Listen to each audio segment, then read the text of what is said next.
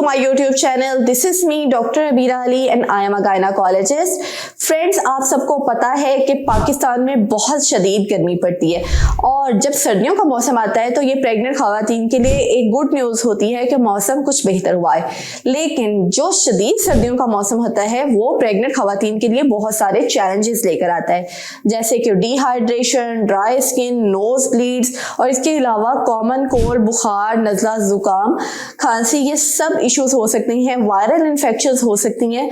तो ये जो चैलेंजेस होते हैं, इन चैलेंजेस से आप लोग कैसे निपट सकते हैं, मैं आज आपको कुछ टिप्स बताऊंगी जो कि घर में रह के आप यूज़ कर सकते हैं और घर में रह के आप सर्दियों के जो असरात हैं उनसे बच सकते हैं। डिहाइड्रेशन से, ड्राई स्किन से आप लोग बच सकते हैं, अपना और अपने बच्चे का ज़्यादा बेहतर तरीके से ख्याल रख सकते हैं और अपनी जो इम्यून सिस्टम है उसको बूस्ट कर सकते हैं, क्योंकि आपको पता है प्रेगनेंसी में इम्यून सिस्टम कंप्रोमाइज हुआ होता है और ज़्यादा आप ससेप्टेबल होते हैं कि आपको जर्म्स की और वायरल इन्फेक्शंस हो जाएं। तो इन चीज़ों से बचने के लिए और ख़ुद को सेफ रखने के लिए आप लोग क्या कर सकते हैं उसके बारे में आज बात करेंगे। वीडियो को एंड तक लाजमी देखिएगा और अगर आप मेरे यूट्यूब चैनल पर नए हैं तो चैनल को लाजमी सब्सक्राइब कीजिएगा। नंबर 1 जो टिप है वो ये है कि आपने जो क्लोथ्स पहनने हैं, आपके सर्दियों के कपड़े जो हैं वो कंफर्टेबल होने चाहिए। आपने अपने आप को प्रॉपर तरीके से कवर करना है, ना सिर्फ ये कि आपने ड्रेस पहनना है, स्वेटर पहनना है, बल्कि आप कोट्स का इस्तेमाल करें, आप कैप्स का इस्तेमाल करें, शॉल्स का इस्तेमाल करें, आपने मफलर्स का इस्तेमाल कर सकते हैं, आप ग्लव्स पहने, सॉक्स पहने, अपने पाँव को गर्म रखें, हाथों को गर्म रखें और इसके अलावा खुद को सर्दी से बचाने के लिए लेयरिंग का तरीकाकार बहुत इंपॉर्टेंट है और बहुत ही अच्छा आइडिया है। लेयरिंग क्या होता है कि आपने ऐसे क्लॉथ्स पहनने अपने सूट के नीचे से जो कि एक तो वो थिन हो, सर्दी को रोकें भी वो, लेकिन वो बहुत ज़्यादा थिक कपड़े ना हो जो कि आपको बहुत ज़्यादा स्टफी ना कर दें। आपने हल्के हल्के कपड़े पहनने हैं जो कि कॉटन के हो सकते हैं, लेकिन वो सर्दी को बहुत अच्छे तरीके से रोकते हैं और आपकी स्टाइलिंग भी अच्छी हो जाती है, क्योंकि वो कपड़े पहन के बहुत ज़्यादा आपका जो लुक है वो बहुत ज़्यादा फुली हुई नहीं लगती। तो इस चीज़ को आपने अप्लाई करना है, लेकिन हमेशा सूट के नीचे से आपने कुछ ना कुछ कॉटन की टी शर्ट वगैरह आपने पहननी है।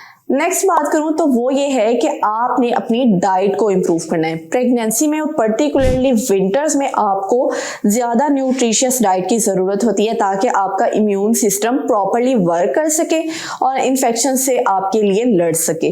तो इसके लिए आपने ऐसी डाइट लेनी है जिसमें फ्रूट्स हों, और फ्रूट्स हों तो वो विटामिन सी रिच फ्रूट्स हों, जिनमें कीवी, बेरीज, ऑरेंजेस आ जाते हैं और इसके अलावा रेड पेपर, ग्रीन पेपर। इन चीज़ों का इस्तेमाल करने से एक तो ये कि मॉर्निंग सिकनेस जो प्रेगनेंसी में होती है वो बेहतर हो जाती है, प्रेगनेंसी में होने वाली कॉन्स्टिपेशन वो बेहतर होती है और इसके अलावा आपको बहुत सारे और भी फायदे मिलते हैं। वाटर इनटेक ज़्यादा होती है और इसके अलावा आपको विटामिन सी की न्यूट्रिशन मिलती है। और नेक्स्ट जो आप वेजिटेबल्स का भी इस्तेमाल कर सकते हैं, वेजिटेबल्स में मैं आपको बताती हूँ मोस्ट इंपॉर्टेंट है ग्रीन लीफी वेजिटेबल्स, जिनमें कॉलीफ्लावर यानी कि बंद गोभी, हरा धनिया और पालक, मेथी, सलाद पत्ता, ये सारी चीज़ें आ जाती हैं और ये बहुत ही बेनिफिशियल होती हैं आपके लिए। आपको ये प्रॉपर न्यूट्रिशन प्रोवाइड करती हैं। ग्रीन लीफी वेजिटेबल्स के बारे में मैंने आपको कई बार बताया, फॉलिक एसिड रिच होती हैं, आयरन रिच होती हैं, आपको ताकत पहुंचाती हैं। नेक्स्ट बात करूं फूड की, तो फूड में सीड्स और नट्स आ जाते हैं। ये बहुत इंपॉर्टेंट है सर्दियों के मौसम में आपकी बॉडी को वार्म रखने के लिए। आप नट्स को वैसे भी खा सकते हैं और नट्स को सैलड्स में डाल के भी खा सकते हैं, नट्स की स्मूदीज भी बना सकते हैं, लेकिन ख्याल ये रखना है कि आपने बहुत ज़्यादा अमाउंट में इनकी इनटेक नहीं करनी, क्योंकि ये गर्म होती हैं, इसलिए एक मुनासिब मिकदार में आपने इनको लेना है। इसके अलावा बात करूँ तो वो है प्रोबायोटिक्स की, जैसे कि वो चीज़ें जिनमें खमीर उठता है, फॉर एग्जाम्पल दही या फिर चीज का इस्तेमाल, जो नेचुरली फर्मेंटेड प्रोडक्ट्स होती हैं जैसे बटर, मिल्क वगैरह, ये चीजें आपके लिए ज्यादा फायदेमंद है, आपके डाइजेस्टिव सिस्टम को प्रॉपरली काम करने के लिए तैयार करती हैं और इम्यून सिस्टम से ये लड़ती हैं। नेचुरली इनमें जो फर्मेंटेशन होती है ये आपकी बॉडी के लिए बहुत अच्छी है। इसके अलावा खुद की बॉडी को गर्म रखने के लिए आप ज़ाफ़रान वाला दूध भी इस्तेमाल कर सकते हैं, सूप्स का इस्तेमाल कर सकते हैं और प्रेगनेंसी में होने वाली जो क्रेविंग्स होती हैं, आप उनको सेटिस्फाई करने के लिए आप जैसे गाजर का हलवा हर घर में बनता है, आप वो भी ले सकते हैं। सोन हलवा, रेवड़ियाँ, गजक, ये सब चीज़ें आप ले सकते हैं, लेकिन ख्याल ये रखना है कि आपने ये चीज़ें हमेशा थोड़ी थोड़ी अमाउंट में खानी है, क्योंकि इनमें एक तो शुगर कंटेंट बहुत ज़्यादा होता है और दूसरा इनमें कैलोरीज बहुत ज़्यादा होती हैं, तो कहीं आपका एक्स्ट्रा वेट गेन ना हो जाए प्रेगनेंसी में, इस बात का आपने ख्याल रखना है। तो आपकी जो डाइट हो उसमें फ्रूट्स भी हो, वेजिटेबल्स भी हो, उसमें डेयरी प्रोडक्ट्स भी हो, उसमें मीट भी हो, एग भी हो, मतलब हर तरह का उसमें एसेंशियल जो न्यूट्रिएंट है वो मौजूद होना चाहिए आपकी डाइट में। ये नहीं हो कि एक पर्टिकुलर चीज़ हो।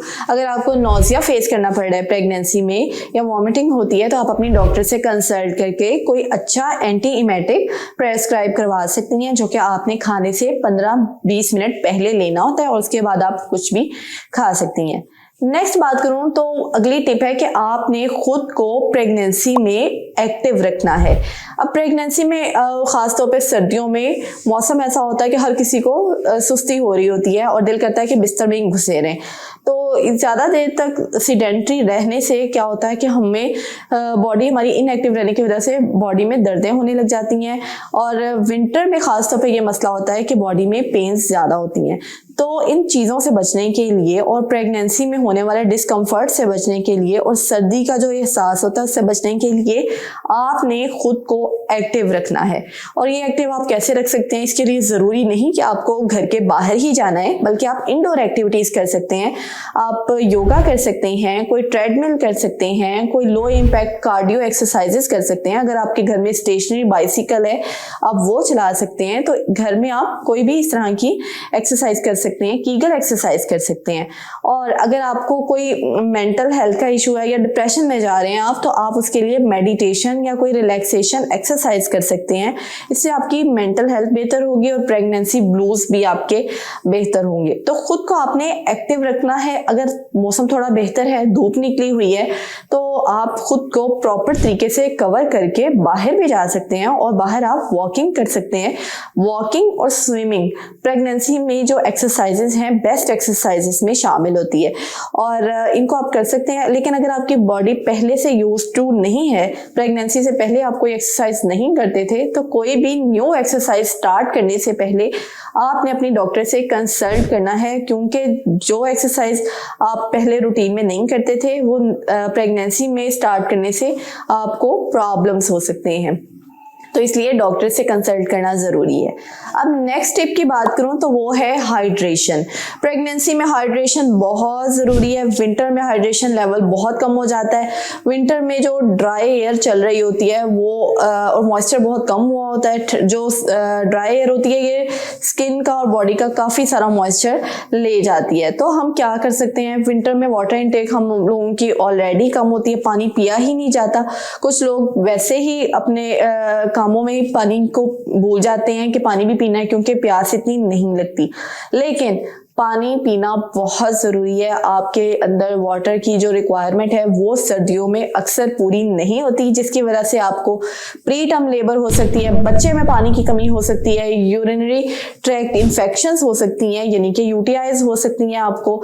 और इसके अलावा जो न्यू मॉम्स होती हैं उनमें ब्रेस्ट फीडिंग की जो मिकदार होती है ब्रेस्ट मिल्क की, वो भी कम हो सकती है अगर उनकी वाटर इनटेक कम है। तो वाटर इनटेक को प्रॉपर रखना बहुत ज़्यादा ज़रूरी है। स्किन के लिए बहुत अच्छा है वाटर इनटेक, ताकि आपकी स्किन अंदर से मॉइस्चराइज हो। तो ये कुछ टिप्स बताने लगी हूँ आपको जिनसे आपकी वाटर इनटेक बेहतर हो सकती है। सबसे पहले तो ये कि आपने 8 से 12 ग्लास सर्दियों में भी पानी के पीने हैं, और ये 2 से 3 लीटर तकरीबन बनते हैं। इतना पानी कम से कम आपको पीना है। और ये आपने बेशक अगर ग्लासों की सूरत में आप नहीं पी सकते तो आपने एक हैंडी बॉटल अपने सामने रखनी है, ताकि आपको एक तो भूले नहीं और आप सिप सिप करके पीते रहें। जब भी आपको प्यास लगे ना लगे, जरूरी नहीं कि आपको प्यास लगे, आपने थोड़ा थोड़ा करके पानी को पीना है। और पानी ठंडा होता है तो आप पानी को नीम गर्म करके भी पी सकते हैं, लेकिन वाटर इनटेक आपने रखनी है। इसके अलावा आपने ऐसे फ्रूट्स और वेजिटेबल्स यूज करने हैं जिनमें वाटर कंटेंट ज्यादा होता है, जैसे कि ऑरेंजेस हैं या फिर कॉलीफ्लावर है, गाजरें हैं, उनमें वाटर कंटेंट ज्यादा होता है। कीवी में, खीरे में, तो इन चीज़ों को आपने ज़्यादा अपनी डाइट में लेना है ताकि इनसे भी वाटर इनटेक हो आपकी। इसके अलावा जो कैफिनेटेड ड्रिंक्स होते हैं जैसे कि कोलास, कैफीन, चाय, इन चीज़ों का इस्तेमाल आपने कम करना है। और अगर आपको कैफीन की एडिक्शन होती है तो आप कोई हॉट चॉकलेट वगैरह यूज़ कर सकते हैं, लेकिन ये जो चाय और कॉफ़ी है इसका इस्तेमाल आपने कम करना है क्योंकि ये चीज़ें भी डिहाइड्रेशन करती हैं। इसके अलावा प्रेगनेंसी में डिहाइड्रेशन से लड़ने के लिए आप लोग घर में सूप्स बना सकते हैं या फिर नारियल पानी पी सकते हैं। नींबू पानी भी प्रेगनेंसी में सेफ है। और इसके अलावा कोई हर्बल टी पी ले सकते हैं ताकि वाटर किसी ना किसी जरिए से आपकी बॉडी के अंदर जाए और डिहाइड्रेशन ना हो। इसके अलावा आपने एक बात का ख्याल रखना है कि यूरिन का कलर आपने देखना है। अगर आपका यूरिन बिल्कुल क्लियर आ रहा है, यानी कि येलो भी नहीं है, बिल्कुल क्लियर आ रहा है, तो इसका मतलब ये है आपकी हाइड्रेशन पूरी है और आपने ठीक अमाउंट में पानी पिया है। तो ये यूरिन के कलर से आपको पता चल जाएगा। अगर आपका जितना ज़्यादा आपका कंसंट्रेटेड यूरिन होगा उतना ही ज़्यादा आपका येलो यूरिन होगा, तो आपको इससे आइडिया हो जाएगा कि आपको मज़ीद पानी पीने की ज़रूरत है। तो आई होप आपको समझ आ गई होगी पानी पीना कितना ज़्यादा ज़रूरी है। अब मैं नेक्स्ट टिप की बात करूँ तो वो है स्किन केयर। अब प्रेगनेंसी में जो स्किन होती है और पर्टिकुलरली आपके पेट की स्किन और जो ब्रेस्ट की स्किन होती है वो स्ट्रेच होती है और इसके ड्राइनेस की वजह से, विंटर की ड्राइनेस की वजह से इस पर क्रैक्स भी पड़ सकते हैं और ये स्किन इची भी हो सकती है, आपको खारिश होती है। ज़्यादातर बहुत सारी खवातीन को प्रेगनेंसी में ब्रेस्ट पर और पेट पर इचिंग होती है ड्यू टू ड्राइनेस और मॉइस्चर की कमी की वजह से। ड्राई हवा होती है तो ये सारा का सारा जो मॉइस्चर होता है फिजा में वो उसको ले जाती है अपने साथ और स्किन का भी मॉइस्चर ले जाती है। तो स्किन को प्रॉपर तरीके से मॉइस्चराइज करना बहुत ज़्यादा ज़रूरी है। इसके लिए वाटर इनटेक आपको जैसे मैंने पहले बताया था वो एडिक्वेट होनी चाहिए, जो कि आपकी स्किन को अंदर से मॉइस्चराइज करेगी। और इसके अलावा बाहर से मॉइस्चराइज करने के लिए आपने कुछ प्रोडक्ट्स यूज़ करनी है, वो मैं आपको टिप्स बताती हूँ। आपने सबसे पहले तो ऐसा मॉइस्चराइजर लेना है जिसमें कम से कम सेंट शामिल हो, खुशबू कम से कम हो, केमिकल्स कम से कम हो, विटामिन और प्रोटीन रिच आपका मॉइस्चराइजर हो। और मॉइस्चराइजर जैसे ही आपने नहा कर आना है आपने मॉइस्चराइजर अप्लाई करना है। आपने अपने फेस को माइल्ड किसी फेस वॉश से या सोप से वॉश करना है और अपने नहाते वक्त ये ख्याल रखना है या मुंह धोते वक्त ये ख्याल रखना है कि आपने बहुत तेज़ गर्म पानी से अपना फेस वॉश नहीं करना और नहीं नहाना इतने तेज़ गर्म पानी से। आपका नहाने वाला पानी बस माइल्ड सा गर्म होना चाहिए, नीम गर्म होना चाहिए ताकि कम से कम आपको ड्राइनेस हो।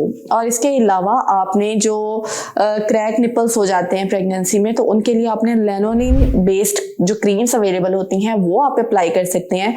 और इसके अलावा आपने लिप्स को नहीं भूलना, लिप्स पे भी लिप बाम वगैरह लगाना है। हाथों के लिए आपने बाम और लोशंस का इस्तेमाल करना है। पैरों की एड़ियों के लिए आपने इस्तेमाल करना है लोशन।